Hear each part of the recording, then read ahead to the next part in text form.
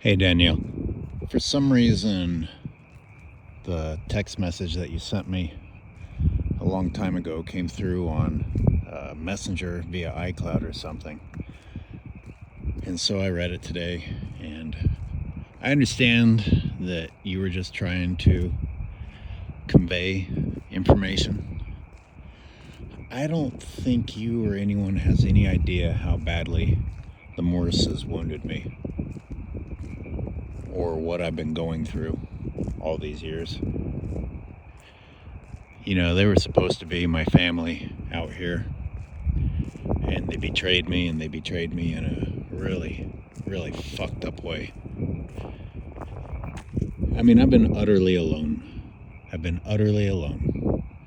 I watched my dad get treated like dog shit, thrown away. I tried to fight for him. No one wanted to hear it. And the Morrises knew better. And it pained me that they were so cowardly to take the side of people that they didn't even have a relationship with. They wanted to pretend that they had a relationship with my mom or my brother or my sister. They don't. It's all fake. It's bullshit. And yet it was the easy way out. They betrayed me for the easy way out, when I was the only one willing to stand up for my father. And here they are. Gary. Weak. Soft. Kind man, but pathetic excuse. Gary. Finally coming to his end. And all of a sudden, hey, isn't this so sad?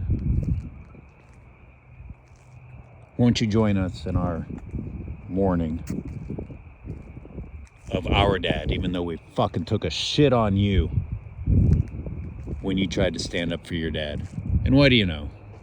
Just as I predicted, they didn't treat Gary the way my dad was treated. Nobody threw Gary in the trash. No one sent him to rot.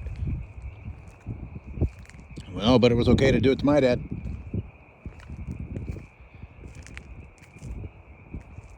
I lived at Gary and Myrna's when they brought Hazel home, when she was suffering from dementia.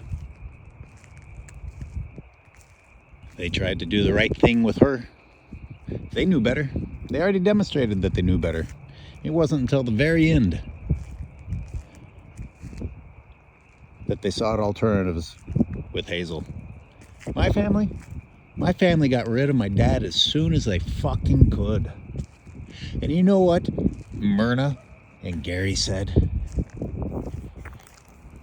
Maybe if your dad had argued better, maybe if your dad had argued, protested being put into the home. You fucking stupid fucks. He had fucking dementia. He had no short-term memory. He couldn't form the words. They lied to him. They took advantage of a man with dementia and lied to him about where he was going and left him. That's the fucking people that the Morrises defended. That's what they did to my fucking dad. My dad and I were playing football the day before he was locked up, in a way that Gary fucking Morris couldn't do 30 fucking years ago.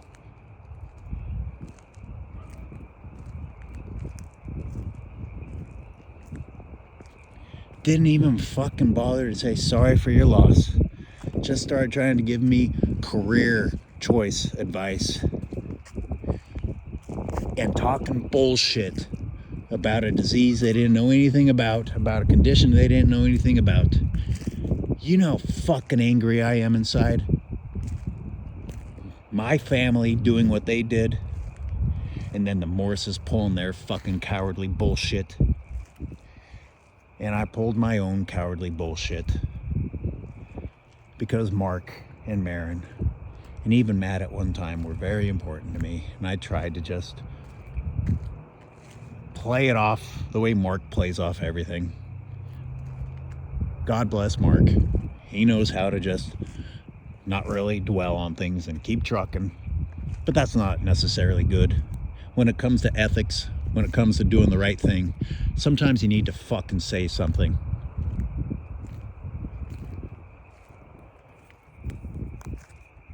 Matt.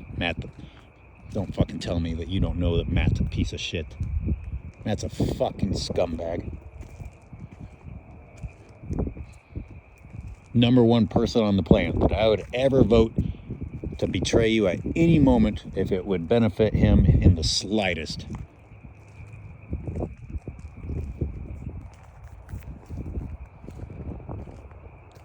Matt also. Matt fucking saw me and still couldn't bother to say sorry for your loss when my dad died. Couldn't even fucking do that. At least Mark did that. In fact, I'm pretty sure Mark's the only one who did. But Mark doesn't want any conflict. Mark wants to just pretend and bullshit things away. And God bless him. It's gotten him far.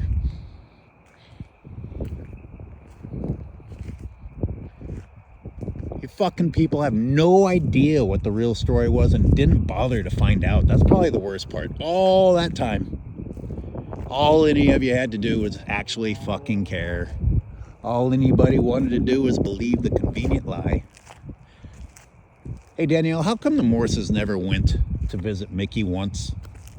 The fucking rich, wealthy, retired Morses couldn't go visit Mickey. Gary couldn't go visit his sister if things were so terrible. Such bullshit. Such fucking bullshit. These fucking people who couldn't lift a finger to show that they really care, pretending like they had any idea what happened. And I was the only one that was there. I'm the only one who could actually speak on what happened. You won't believe the shit that I saw.